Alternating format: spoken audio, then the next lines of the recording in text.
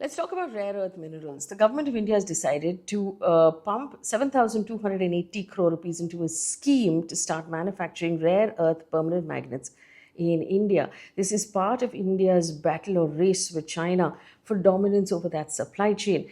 I'll explain to you what this actually means in this video. So remember, like, share, subscribe, and send this video to anyone you think might find it useful. Now, these magnets are critical to the manufacture of electric vehicles, wind turbines, smartphones, fighter jets, missiles, medical devices like MRI machines, almost everything in the high-tech industry that you currently use or you're most likely to use in the future. The Information Broadcasting Minister Ashwini Vaishnav has said the goal is to build up to 6,000 metric tons of manufacturing capacity per year in the domestic magnet market capacity, right? That's what we're talking about. So to begin with, what are these rare earth minerals? There are a group of 17 elements in the periodic table. You can look them up. I'm not going to read them, but they're very difficult to pronounce. They're essential for magnets and high-performing electronics, like I told you. They aren't rare as in difficult to find per se. They are sort of difficult to extract. So even though like India has massive reserves of it, it's tough to extract because they're found in tiny quantities. They're mixed with other minerals. There are many levels of extraction process. And sometimes they're also tied to radioactive materials like thorium, which makes it dangerous and creates a lot of radioactive waste. The global supply is controlled by China, which accounts for 60% of rare earth mining, 92% of the rare earth processing, and 90% of the global magnet output. This gives Beijing an enormous leverage over the global tech market and also, by that extension, enormous leverage over geopolitics because China has repeatedly imposed export restrictions on these materials. So basically, it hits the EV market, it hits defense manufacturing whenever China decides, hey, we're not going to export for a bit, or we're actually going to control the export of these particular minerals or issue licenses, or only a few people can export. And these curbs have come mostly between April and October this year during the trade wars and Donald Trump's tariffs. So that caused a lot of global concern. The question is, though, if China doesn't dominate solely the reserves, why does it dominate the final output? Because China started doing this apparently 40 years ago, and there's a lot of long-term strategic planning that has gone in. Low cost, lax environment norms, heavy state subsidies for this industry, complete supply chain. So from mining to the finished magnet is made in China itself. And that's what gives it that kind of power. Now, according to our minister, India has an annual requirement of about 4,000 MTPA. We get this mostly from China, Japan, Vietnam, Australia, Canada, and the United States. India has between 7 to 8.5 million tons of rare earth reserves, among the largest in the world. So why aren't we actually mining it, or why aren't we producing it?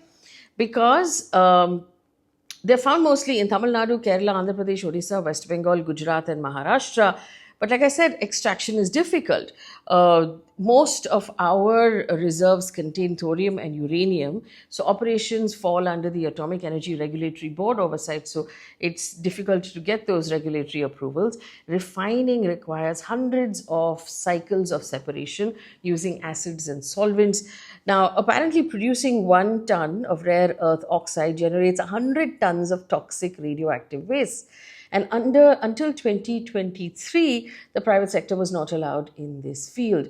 Now, under this new scheme, the 7,280 crore rupees scheme, India will first integrate rare earth magnet factories, and in an attempt to do it end to end. So, which means that oxides, alloys, and high performance magnets. So get the oxides, find the metals, from the metals create the alloys, from the alloys the high performance magnets.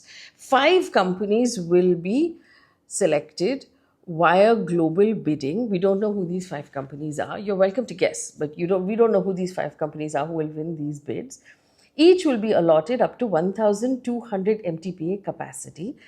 They will have 2 years to build, 5 years of incentives, and a total duration of 7 years. The goal will be not just to meet domestic demand, but to also export our surplus. Now, why this matters for India in the future? Rare earth magnets are the strongest magnets known, and they have no substitute right now for high performance systems. So your wind turbines, for example, need these magnets. EVs need about 1 to 2 kgs. So India is pushing for 30% EV penetration, for renewable energy expansion, defense manufacturing in India, electronics manufacturing in India. All of this needs rare earth magnets to be available. Now, there are massive environmental impacts that we need to be aware of. Rare earth processing is toxic, it's polluting, it uses solvents and acids that contaminate the soil and the groundwater and the rivers. In Southeast Asia, unregulated rare earth mining has poisoned the Mekong River, threatening about 70 million people, according to CNN. Now, India could avoid this with strict environmental norms and modern processing technologies, but we'll have to keep an eye on how that is done. So the question is, will India's strategy now work? Experts say that India has strong reserves, so we actually can do this. There are light rare earths and there are heavy rare earths. So we can do the light rare earths and we can import the heavy rare earths. Domestic manufacturing will take years to mature. Refined skilled labor, advanced separating technologies are lacking in India, but this is something that we could attempt to actually learn or borrow that tech or knowledge from our global partners or from people that we work with. India is addressing this through a national critical mineral mission, which is a plan to build end-to-end critical mineral ecosystem. And of course, we have partnerships with Canada, Australia, Chile, Peru, and African nations. The bottom line is basically this. It's economically crucial, it's geopolitically strategic, environmentally challenging, and we need a long-term plan. If it's implemented correctly, it will help India break China's chokehold and build a secure supply of magnets, which will allow us then to also go forward and manufacture EVs and electronics and defense and semiconductors and position ourselves as a global supplier for these very critical sectors across the world. Let me know in the comment section what you think. Do you think this is the right route for India to take? Should we be pushing the pedal on this? Also, which five companies do you think are going to likely win these contracts? The sources of all of this information that I've read out in this video are in the description as well. Leave me a comment.